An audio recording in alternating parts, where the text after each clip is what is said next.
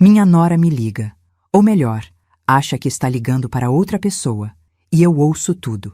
Cada palavra, cada risada, cada detalhe obsceno sobre o homem com quem divido a cama há 32 anos. André é incrível, ela diz. Ontem, enquanto a velha estava na academia, a gente aproveitou lá no escritório dele. A velha, eu. Não desligo, não grito, não choro. Fico ali, sentada na varanda da minha própria casa, com o telefone colado na orelha, ouvindo minha nora. A mulher que criei como filha, que abracei no dia do casamento, que apoiei em cada dificuldade, descrever em detalhes como trai meu filho com meu marido. Quando ela finalmente percebe o erro e desliga, o silêncio que fica é ensurdecedor. Eu não tremo. Eu não desmorono. Eu simplesmente continuo sentada ali, olhando para o quintal bem cuidado, para as flores que plantei com minhas próprias mãos, para a vida que construí tijolo por tijolo, e que agora parece feita de papelão. Mas algo em mim não quebra. Algo endurece. E nesse momento eu decido. Vou descobrir tudo. Cada mentira, cada encontro, cada traição.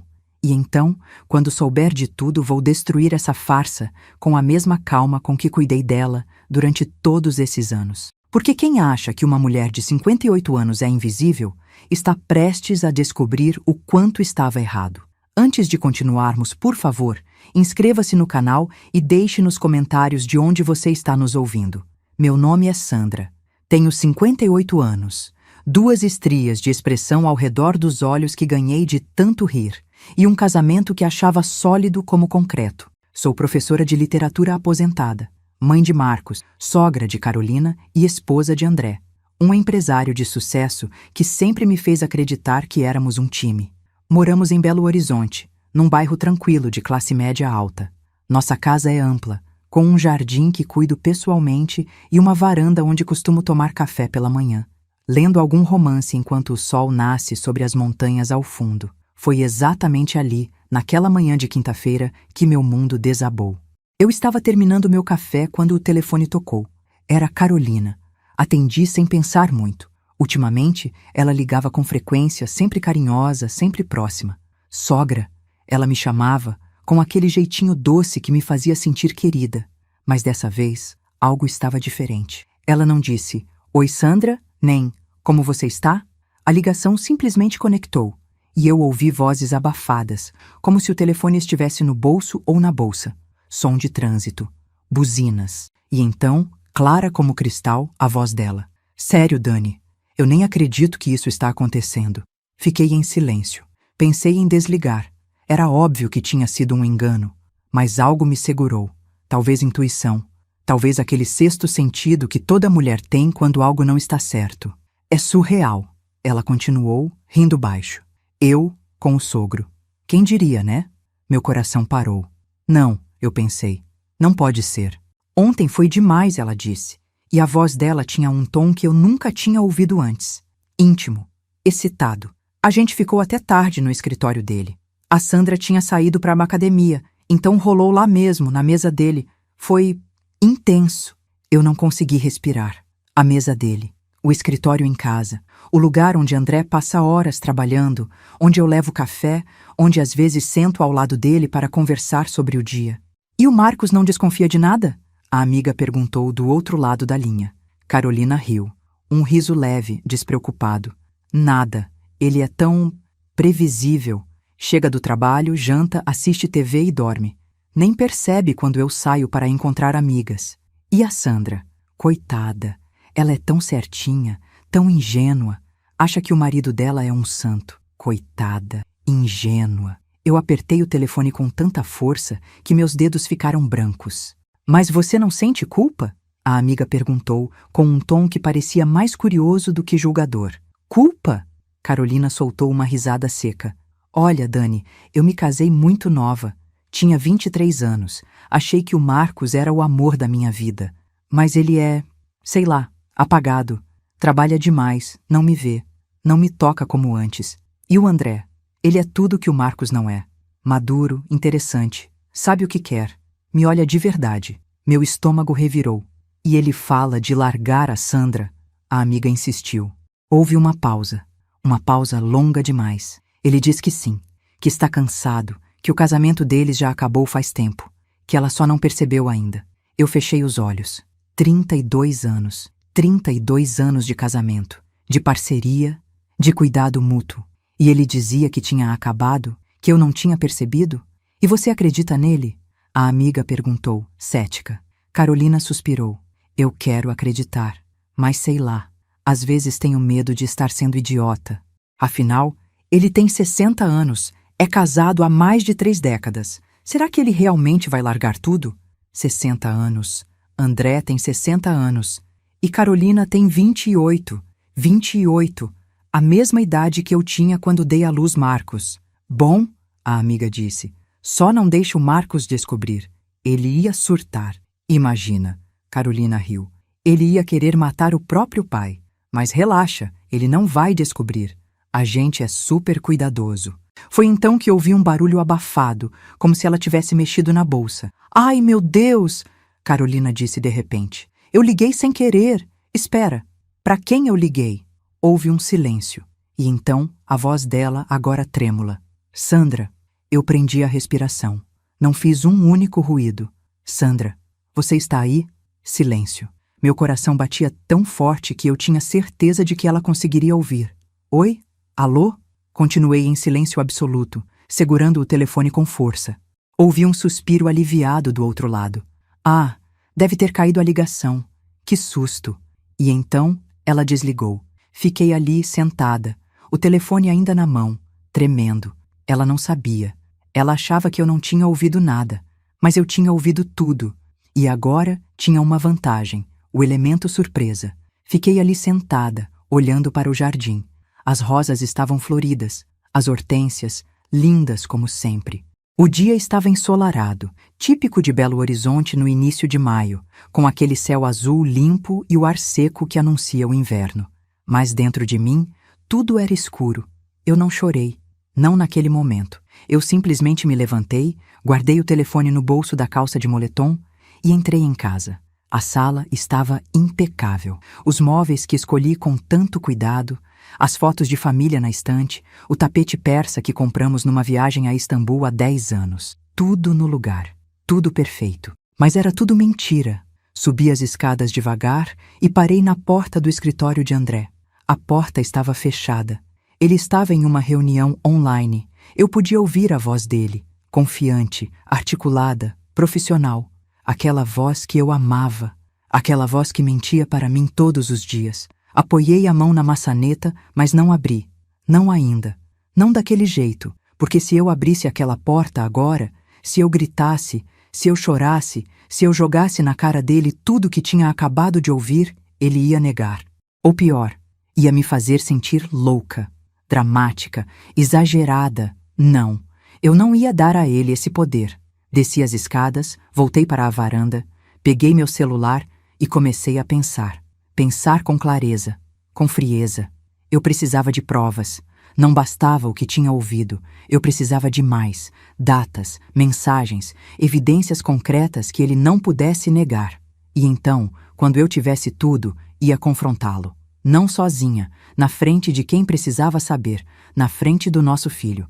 Naquela noite, André chegou em casa às 19h30, como sempre. Entrou pela garagem, jogou a pasta no sofá da sala e veio me beijar na cozinha, onde eu preparava o jantar. Oi, amor, ele disse passando a mão na minha cintura. Tudo bem? Eu sorri. Um sorriso que pratiquei no espelho meia hora antes. Tudo ótimo. Como foi seu dia? Corrido. Ele suspirou, sentando-se à mesa. Reunião atrás de reunião. Mas deu tudo certo. Aposto que deu, pensei. E você? Ele perguntou, pegando um pedaço de pão. Fez algo interessante hoje? Eu me virei para ele, ainda sorrindo. Nada demais. Fui à academia, cuidei do jardim, conversei com a Carolina. Ele congelou por uma fração de segundo. Só uma fração. Mas eu vi. Ah, é? Ele disse, tentando soar casual. E como ela está? Bem, respondi, voltando a mexer a panela. Falamos sobre coisas de família. Ele não respondeu. Apenas assentiu e mudou de assunto rapidamente. Jantamos em silêncio relativo. Ele comentou sobre o trabalho, sobre política, sobre o preço da gasolina. Eu respondi no piloto automático, observando cada gesto dele. A forma como evitava meu olhar. A forma como checava o celular a cada 5 minutos. A forma como parecia distante, mesmo sentado do meu lado. Como eu não tinha percebido antes. Depois do jantar, ele subiu para o escritório como sempre. Eu fiquei na sala, fingindo assistir televisão, mas, na verdade, planejando o meu próximo passo. Eu precisava entrar naquele celular. Precisava ver as mensagens, as ligações, as provas. Mas André era cuidadoso. Sempre deixava o celular com senha, sempre com a tela virada para baixo. Então esperei. Esperei ele tomar banho, trocar de roupa, deitar na cama. Às 23 horas, desci até a cozinha, peguei um copo de água e, quando voltei, ele já estava dormindo. O celular dele estava na mesa de cabeceira. Meu coração acelerou. Eu sabia a senha. Era o aniversário de Marcos. Ele nunca tinha mudado. Peguei o aparelho com cuidado, destravei a tela e entrei no WhatsApp. E ali estava, o nome dela, Carolina. Abri a conversa e comecei a ler. As mensagens eram de semanas atrás, meses, talvez mais. Não aguento mais esperar para te ver. Ontem foi perfeito. Você é perfeito. A Sandra saiu. Vem agora. Minha respiração ficou presa na garganta. Eu continuei rolando. Fotos, fotos dela, fotos dele, fotos dos dois, no escritório, no carro, em um motel que eu não reconheci. Eu tampei a boca com a mão para não gritar. Continuei lendo, com as mãos tremendo, uma mensagem dele, de 2 dias atrás. Preciso terminar isso logo. Não aguento mais viver essa mentira. E a resposta dela: eu confio em você. Mas tem certeza que vai conseguir? Ele: vou. Ela vai entender. Ou vai ter que entender. Ela: e o Marcos? Ele: vamos lidar com isso depois. O importante é a gente. Eu tranquei o celular, coloquei de volta na mesinha e saí do quarto em silêncio. Desci as escadas. Sentei no sofá da sala e, finalmente, deixei as lágrimas caírem. Chorei em silêncio. Chorei pela mulher que eu tinha sido, pela confiança que eu tinha dado, pelos anos que eu tinha investido. Chorei pelo meu filho, que ia descobrir que o pai e a esposa o traíam juntos. Chorei pela minha ingenuidade. Mas então, no meio das lágrimas, algo mudou. A tristeza deu lugar à raiva, e a raiva deu lugar a algo mais frio, mais calculado. Eu me levantei, limpei o rosto, peguei meu celular e comecei a tirar fotos. Fotos de cada mensagem, de cada foto, de cada conversa. Salvei tudo em uma pasta oculta, protegida por senha. E então, voltei para o quarto, deitei ao lado de André e fechei os olhos. Amanhã eu ia agir, mas não do jeito que eles esperavam. Acordei antes de André, como sempre. Às 6 da manhã, o despertador dele ainda nem tinha tocado, mas eu já estava de pé, preparando café, organizando a cozinha, vivendo a rotina que mantive durante 3 décadas. Mas hoje era diferente. Hoje, cada gesto meu tinha um propósito. Coloquei a mesa do café como sempre.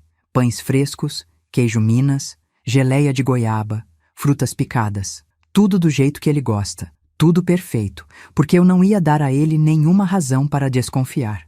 Quando André desceu, às 7 em ponto, eu já estava sentada à mesa, lendo o jornal no tablet, tomando meu café com leite.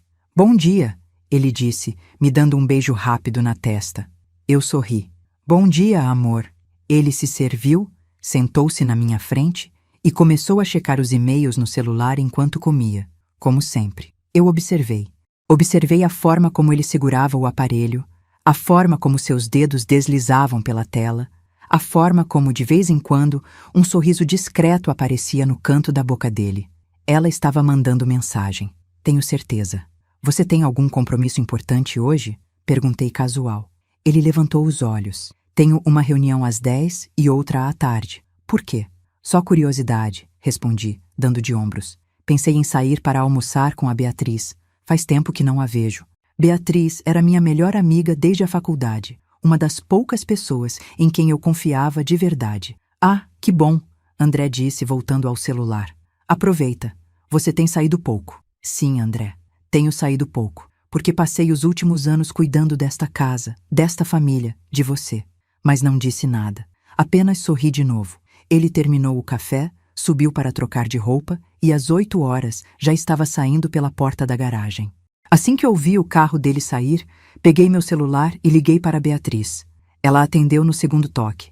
Sandra, tudo bem? É cedo. Bia, eu disse, e minha voz tremeu pela primeira vez desde a ligação de ontem. Preciso de você. Preciso te contar uma coisa. Houve uma pausa. E então, com aquela firmeza que só uma amiga de décadas tem, eu estou indo aí. Já saio. Beatriz chegou 40 minutos depois. Ela entrou pela porta da frente como sempre fazia. Me abraçou sem dizer nada e me puxou para o sofá. Conta, ela disse, segurando minhas mãos. O que aconteceu? Eu respirei fundo e contei tudo. A ligação, a conversa, as mensagens, as fotos. Beatriz ficou em silêncio durante todo o relato. Seu rosto passou de choque para raiva, para uma indignação que eu nunca tinha visto antes. Quando terminei, ela soltou minhas mãos e levantou, andando de um lado para o outro da sala. Aquele desgraçado, ela disse, e a voz dela saiu baixa, mas cheia de veneno. Eu não disse nada. E a Carolina? Beatriz continuou. A nora? A mulher do seu filho? Sandra, isso é nojento. Eu sei, sussurrei. Beatriz se virou para mim e seus olhos estavam vermelhos. Você já contou pro Marcos? Eu balancei a cabeça. Ainda não. Eu não sei como. Como você vai contar para um filho que o pai dele está traindo você? Com a mulher dele? Beatriz sentou-se de novo ao meu lado. Sandra, isso vai destruir o Marcos. Eu sei, repeti, e dessa vez as lágrimas voltaram. Mas ele precisa saber. Eu não posso esconder isso dele. Beatriz me abraçou e ficamos ali, em silêncio, por um longo tempo. Quando me soltou, ela limpou o próprio rosto e disse: O que você vai fazer agora? Eu respirei fundo. Vou juntar mais provas. Vou ter certeza absoluta de tudo antes de confrontar qualquer um deles. E então vou acabar com isso. Você quer que eu te ajude? Olhei para ela, minha melhor amiga, e assenti. Sim, preciso de você. Beatriz pegou minha mão e apertou com força. Então vamos fazer isso direito. Passamos a manhã inteira planejando. Beatriz, que era advogada, sabia exatamente o que eu precisava fazer. Primeiro, ela disse, anotando em um bloco, você precisa documentar tudo. Mensagens, fotos, conversas, datas, horários, tudo. Se isso for parar na justiça, e provavelmente vai, você vai precisar de provas sólidas. Já tirei fotos das mensagens, eu disse. Ótimo. Mas não é só isso. Você precisa descobrir há quanto tempo isso está acontecendo. Se teve gastos, presentes, viagens, tudo pode ser usado contra ele em um processo de divórcio. Divórcio. A palavra me atingiu como um soco. Você acha que eu devo me divorciar? Perguntei, e minha voz saiu fraca.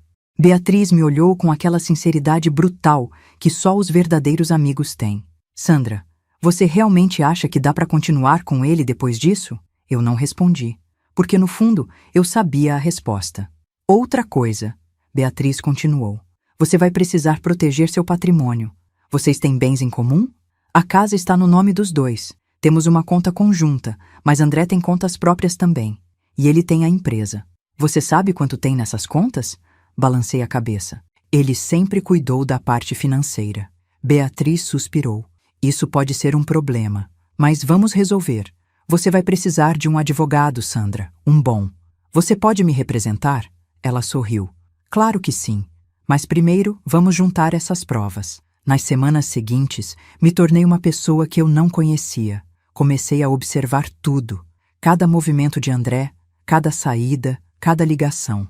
Instalei discretamente um aplicativo de rastreamento no celular dele.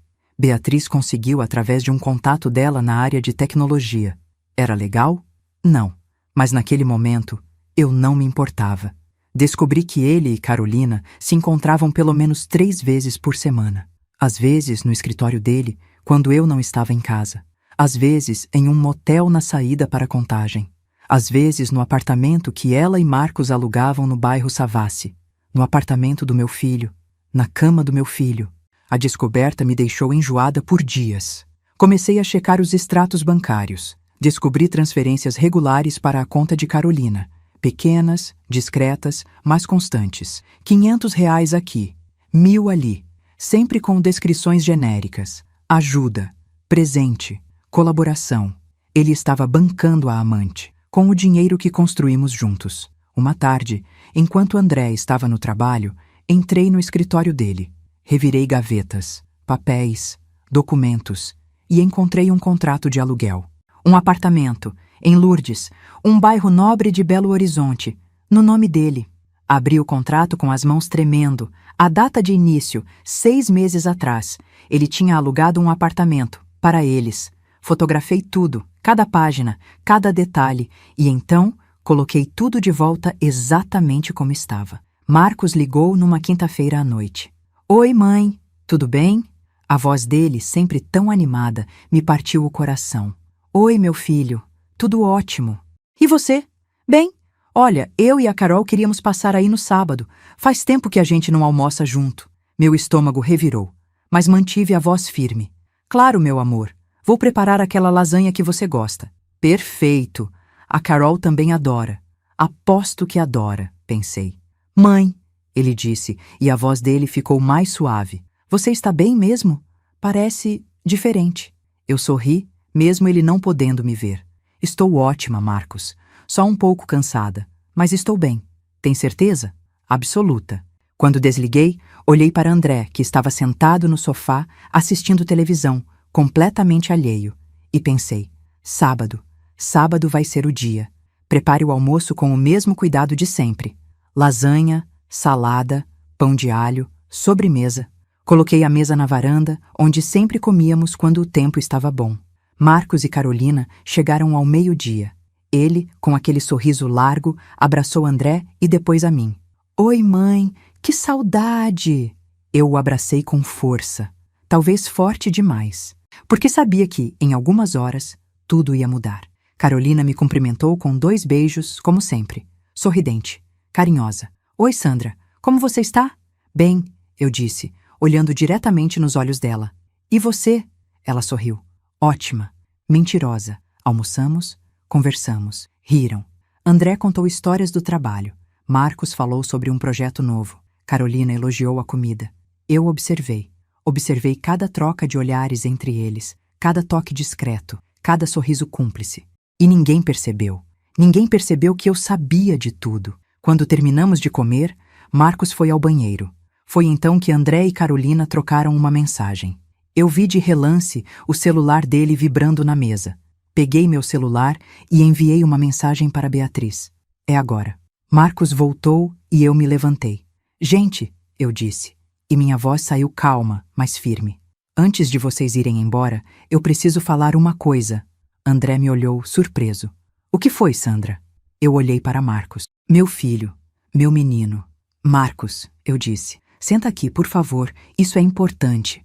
Ele franziu a testa, mas obedeceu. Carolina também sentou, mas eu percebi que ela estava pálida. Eu respirei fundo e comecei a falar. Há 3 semanas recebi uma ligação. Foi um engano. A pessoa do outro lado não sabia que tinha me ligado, mas eu ouvi tudo. O silêncio na varanda era absoluto. Ouvi uma conversa sobre uma traição. Uma traição que envolve 2 pessoas que estão sentadas nesta mesa agora. Marcos me olhou, confuso. Mãe, do que você está falando? Eu olhei para André. Ele estava branco. Seu pai, eu disse, está tendo um caso. Há meses. O quê? Marcos levantou, incrédulo. Mãe, você enlouqueceu. Não enlouqueci, Marcos. Minha voz não tremeu.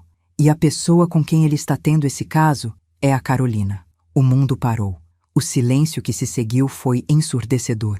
Marcos ficou parado, como se tivesse levado um tiro. Seus olhos iam de mim, para o pai, para Carolina e de volta para mim. Você está brincando, né? Ele disse, e a voz dele saiu rouca. Mãe, isso não pode ser verdade. Eu olhei para ele, meu filho, e senti meu coração se despedaçar. Mas não podia parar agora. Não estou brincando, Marcos. André se levantou bruscamente, derrubando a cadeira. Sandra, pelo amor de Deus, o que é isso? Você enlouqueceu? Enlouqueci, repeti, e minha voz saiu mais alta do que eu pretendia. Eu enlouqueci por descobrir que meu marido está traindo a mim e ao nosso filho com a mulher dele. Carolina estava petrificada, os olhos arregalados, as mãos tremendo sobre a mesa. Mãe, para com isso! Marcos gritou. A Carol jamais faria isso comigo. Vocês estão juntos há anos. 5 anos, Marcos. E nesses 5 anos, ela e seu pai construíram algo às minhas costas. Às nossas costas. Isso é mentira. Carolina finalmente falou, e a voz dela saiu aguda, desesperada. Sandra, eu não sei de onde você tirou isso, mas é mentira. Eu peguei meu celular e coloquei sobre a mesa. Mentira? Repeti, destravando a tela. Então me explica essas mensagens. Comecei a ler em voz alta. Não aguento mais esperar para te ver. Enviada pelo André no dia 12 de abril, às 14h37. Marcos deu um passo à frente, os olhos fixos no celular. Ontem foi perfeito. Você é perfeito.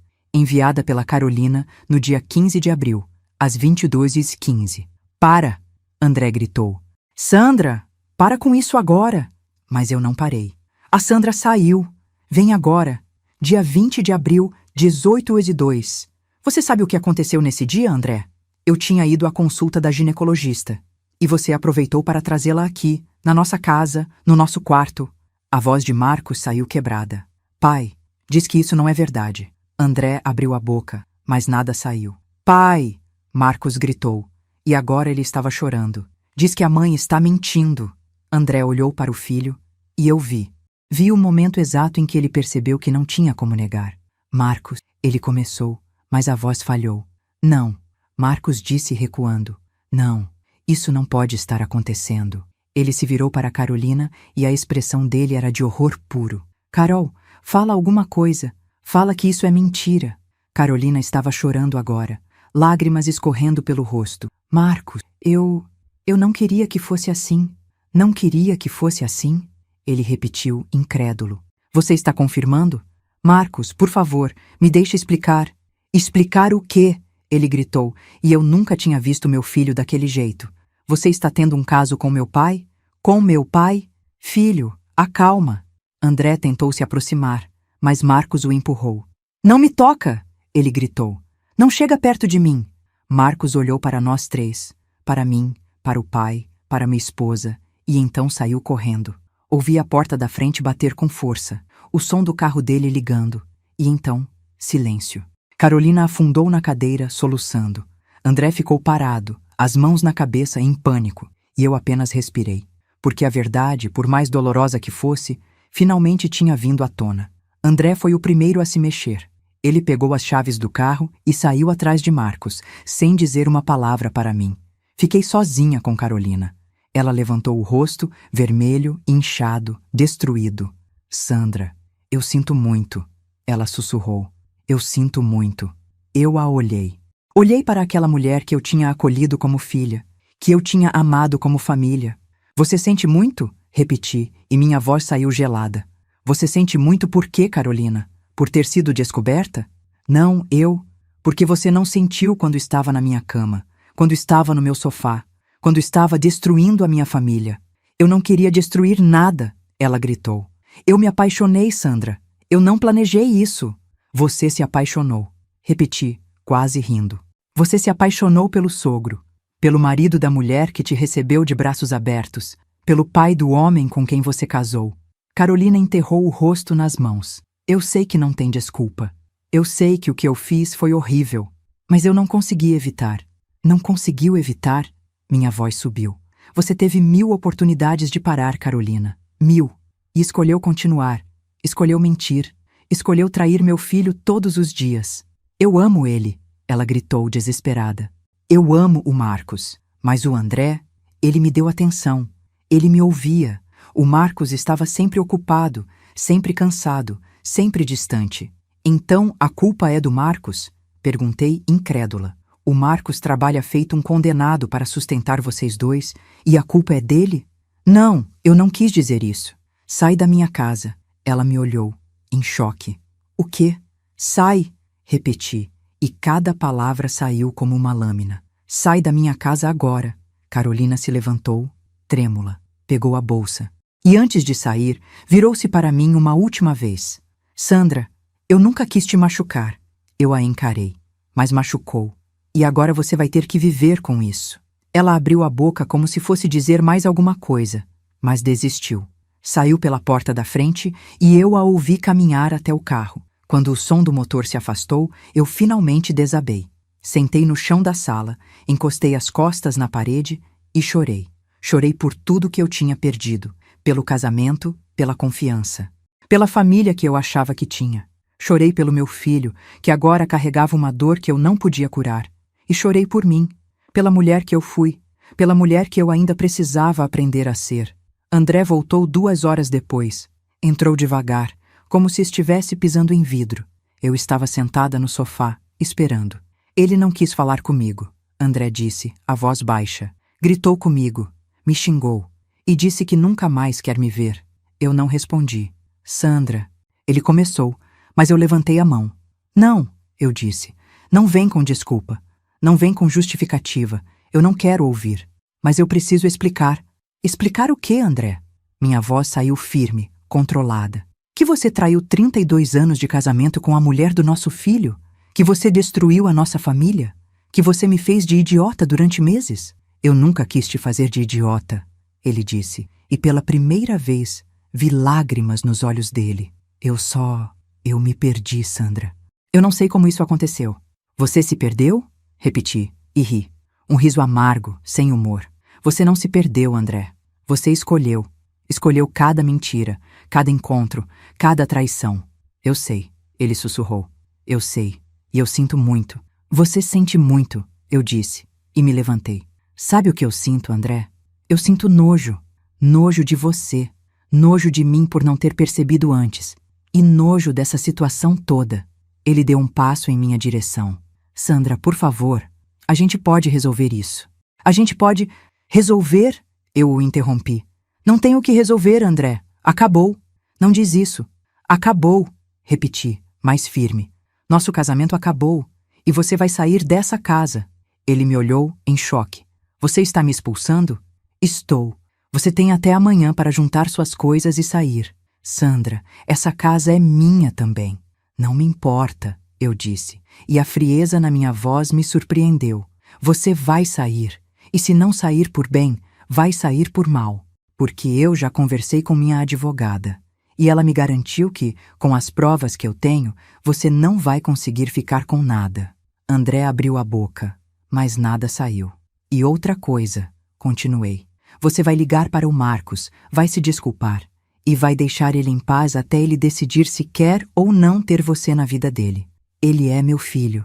E você traiu ele, eu disse, e minha voz tremeu pela primeira vez. Você traiu seu próprio filho, André, com a mulher dele. Então não vem falar de paternidade agora. Ele baixou a cabeça, derrotado. Vai, eu disse, vai fazer suas malas. Ele subiu as escadas devagar e eu voltei a sentar no sofá. E pela primeira vez em semanas senti algo que não era dor, era alívio. André saiu no dia seguinte. Levou roupas, documentos, algumas coisas pessoais. Não falamos, não nos olhamos. Quando ele fechou a porta pela última vez, eu tranquei por dentro e me encostei nela. A casa estava silenciosa, vazia, mas era minha. Liguei para Marcos, ele não atendeu. Mandei mensagem. Meu filho, eu sei que está sofrendo. Eu também estou. Mas eu preciso que você saiba que eu estou aqui. Sempre vou estar. Ele não respondeu. Passei os dias seguintes em um estado estranho.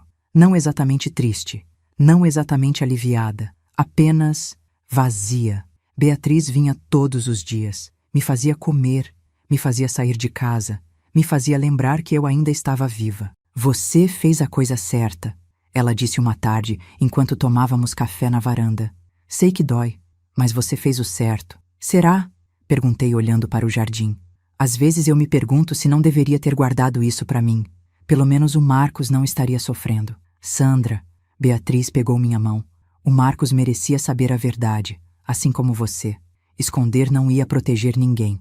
Ia só perpetuar a mentira. Eu sabia que ela estava certa, mas isso não tornava mais fácil. Uma semana depois da revelação, Marcos finalmente apareceu. Era uma tarde de sábado. Eu estava no jardim, podando as roseiras, quando ouvi a campainha. Abri a porta e lá estava ele. Os olhos vermelhos, o rosto magro, a expressão destruída. Oi, mãe, ele disse, a voz rouca. Eu não disse nada, apenas o abracei. E ele desabou. Desabou nos meus braços como um menino pequeno. E chorou. Chorou tudo que estava guardado. Nós dois ficamos ali, na porta da frente, abraçados, chorando juntos. Quando ele se acalmou, entramos. Sentamos na sala. Eu terminei com ela, ele disse limpando o rosto. Pedi o divórcio. Eu assenti. Como você está? Ele riu, sem humor. Destruído. Eu me sinto traído, humilhado, burro. Você não é burro, Marcos. Sou, mãe. Eu não vi nada. Nada. Eles estavam se relacionando debaixo do meu nariz e eu não vi. Eles esconderam bem, eu disse. Nós dois fomos enganados. Ele me olhou. Como você consegue estar tão calma? Não estou calma, admiti. Estou fingindo. Estou sobrevivendo. Um dia de cada vez. Marcos apoiou a cabeça no sofá e fechou os olhos. Eu não sei se consigo perdoar ele, mãe. Ele é meu pai. Mas o que ele fez? Você não precisa perdoar agora, eu disse. Nem nunca, se não quiser. Você tem todo o direito de sentir raiva. E você? Ele perguntou. Você vai perdoar ele? Eu pensei por um longo momento. Não sei, respondi honesta. Talvez um dia. Mas agora? Agora eu só quero seguir em frente. Marcos abriu os olhos e me olhou. Você é forte, mãe. Mais forte do que eu. Eu sorri, triste. Não sou forte, meu filho. Só estou cansada demais para desmoronar. Nós ficamos em silêncio por um tempo, e então ele disse, posso ficar aqui hoje? Não quero voltar para aquele apartamento. Pode, eu disse. Sua cama está do jeito que você deixou. Ele sorriu pela primeira vez. Um sorriso pequeno, frágil, mas era um começo. Naquela noite jantamos juntos, conversamos, choramos de novo. Mas também rimos de algumas memórias antigas. E quando fui dormir, olhei pela janela do quarto. O quarto que agora era só meu, e pensei, talvez a vida não volte a ser o que era, mas vai ser alguma coisa. E isso por enquanto é suficiente. 3 meses se passaram desde aquele sábado. 3 meses desde que minha vida, tal como eu conhecia, desmoronou. E 3 meses desde que comecei a reconstruí-la. Não foi fácil. Algumas manhãs eu acordava e esquecia, por alguns segundos, o que tinha acontecido. Esticava o braço para o outro lado da cama e encontrava apenas lençóis frios. Então a realidade me atingia, pesada como concreto. André não estava mais ali. E nunca mais estaria. O processo de divórcio estava em andamento. Beatriz cuidava de tudo com uma eficiência impressionante. Com as provas que eu tinha, mensagens, fotos, extratos bancários, o contrato do apartamento. O caso estava praticamente ganho. André tentou contestar no início. Alegou que o casamento já estava desgastado, que a separação era inevitável, que a culpa não era só dele. Mas quando Beatriz colocou as evidências na mesa do juiz, ele recuou. A casa ficaria comigo, metade dos bens também. E ele teria que pagar uma pensão compensatória pelos anos de dedicação exclusiva que eu dei ao nosso casamento. Justiça, finalmente. Mas justiça jurídica não curava a dor. Não trazia de volta os anos perdidos. Não apagava a humilhação. Eu ainda estava aprendendo a viver com isso. Marcos se mudou de volta para casa. Temporariamente, ele disse, só até conseguir se reorganizar. Mas eu sabia que ele precisava de mais do que reorganização. Ele precisava de cura. E isso levaria tempo. As primeiras semanas foram difíceis. Ele mal falava. Passava os dias trancado no quarto, trabalhando remotamente, saindo apenas para comer. À noite, eu o ouvia chorando, baixinho, tentando abafar o som no travesseiro. Meu coração se partia toda vez. Uma noite, eu bati na porta dele. Marcos, posso entrar? Ele demorou, mas respondeu. Pode. Entrei. Ele estava sentado na cama, o notebook no colo, os olhos vermelhos. Trouxe chá, eu disse, estendendo a caneca. Camomila, para te ajudar a dormir. Ele pegou, mas não bebeu. Apenas segurou a caneca entre as mãos. Mãe, ele disse a voz rouca, como você faz? Faço o quê? Para continuar, para acordar todo dia e viver, como se nada tivesse acontecido. Eu sentei na beirada da cama, ao lado dele. Eu não vivo como se nada tivesse acontecido, respondi. Eu vivo apesar de tudo ter acontecido. E tem dias que é muito difícil, tem dias que eu só quero ficar deitada e não sair da cama. E o que você faz nesses dias? Me levanto mesmo assim, eu disse, porque ficar parada dói mais do que seguir em frente. Marcos olhou para mim e seus olhos se encheram de lágrimas de novo. Eu me sinto tão idiota, mãe. Tão usado. Você não é idiota. Você foi traído por 2 pessoas que deveriam te amar e te proteger. A culpa não é sua. Mas eu não vi. Como eu não vi? Porque você confiava neles. Eu disse segurando a mão dele. E confiança não é burrice, Marcos. É amor. Você amava eles. E eles traíram esse amor, mas isso não diminui quem você é. Ele encostou a cabeça no meu ombro, como fazia quando era criança. Eu sinto tanto a sua falta, mãe. Ele sussurrou. A mãe que você era antes, que ria mais, que era mais leve. Meu coração apertou. Eu também sinto falta dessa versão de mim. Mas sabe o que eu descobri? Que a gente não precisa voltar a ser quem era. A gente pode se tornar alguém novo, alguém mais forte. Você acha que a gente vai ficar bem? Eu beijei o topo da cabeça dele. Eu acho que a gente vai ficar diferente. Mas sim, meu filho, a gente vai ficar bem. Foi nessa época que comecei a terapia. Beatriz insistiu. Sandra, você precisa de ajuda profissional. Não dá para passar por isso sozinha. Eu resisti no início. Achava que conseguia lidar sozinha, que era forte o suficiente. Mas a verdade é que eu estava apenas sobrevivendo, não vivendo. A terapeuta se chamava Doutora Mônica, uma mulher na casa dos 50, de voz calma e olhar atento. Na primeira sessão, ela me perguntou: Sandra, como você se sente? E eu, que tinha passado meses dizendo estou bem para todo mundo, finalmente disse a verdade. Perdida. Eu me sinto perdida. Perdida como? Como se eu não soubesse mais quem eu sou. Passei 32 anos sendo a esposa do André, a mãe do Marcos, a dona de casa, a professora aposentada. E agora? Agora eu não sei o que sobrou de mim. Doutora Mônica assentiu. Você construiu sua identidade em torno de papéis. E quando esses papéis foram abalados, você se sentiu perdida. Exatamente. Então vamos fazer uma coisa, ela disse, pegando um bloco de notas. Vamos descobrir quem é Sandra. Não a esposa, não a mãe. Sandra, quem é você? Eu olhei para ela sem resposta e percebi que não sabia.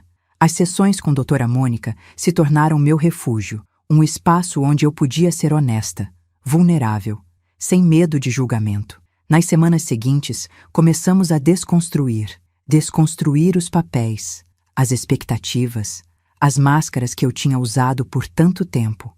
Você passou a vida inteira cuidando de todo mundo, ela disse em uma sessão. Quando foi a última vez que alguém cuidou de você? Eu pensei, e não consegui lembrar. Exatamente, ela disse. Sandra, você se perdeu no meio do caminho. E agora, você tem a chance de se reencontrar. Comecei pequeno.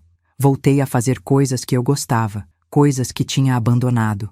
Voltei a ler, não por obrigação, não para ensinar, mas por prazer. Voltei a pintar. Comprei telas, tintas, pincéis e passei tardes inteiras criando, sem julgamento, sem expectativa, apenas criando. Voltei a caminhar no parque, sozinha, ouvindo música, observando as pessoas, sentindo o sol no rosto, e aos poucos comecei a me reconhecer de novo. Marcos também estava melhorando, mais devagar do que eu, mas melhorando. Ele começou terapia também, voltou a sair com os amigos, voltou a sorrir, mesmo que ainda fosse um sorriso tímido. Uma noite, enquanto jantávamos juntos, ele disse: Mãe, eu comecei a namorar alguém. Eu parei, agarfada no meio do caminho. Sério? Ele assentiu, corando um pouco. É alguém do trabalho. A gente sempre foi amigo, mas depois de tudo o que aconteceu, sei lá, a gente ficou mais próximo. E como você se sente? Com medo, ele admitiu. Medo de confiar de novo. Medo de ser traído de novo. É normal sentir isso, eu disse. Mas não deixa o medo te impedir de ser feliz, Marcos. O que aconteceu com a Carolina não define todos os relacionamentos. Ele sorriu. Você parece a minha terapeuta. Eu ri. Talvez a gente esteja aprendendo as mesmas lições. 4 meses depois do confronto, recebi uma mensagem inesperada. Era de Carolina. Sandra, eu sei que você não quer falar comigo. E eu entendo. Mas eu preciso dizer uma coisa. Eu estou em terapia. E minha terapeuta me pediu para te escrever essa mensagem. Não porque eu espero perdão, mas porque eu preciso reconhecer o que eu fiz. Eu te traí. Traí o Marcos. Traí a confiança de uma família que me acolheu. E não tem desculpa para isso. Não tem justificativa. Eu fui egoísta, covarde e cruel. E eu vou carregar isso pelo resto da vida. Eu não espero que você me perdoe, mas eu queria que você soubesse que eu sinto muito, de verdade, e que você não merecia nada disso. Você é uma mulher incrível. E eu espero que você seja feliz, muito feliz, porque você merece. Eu li a mensagem 3 vezes, e então apaguei. Não porque eu estava com raiva, não porque eu não acreditava nela, mas porque eu não precisava carregar aquilo mais.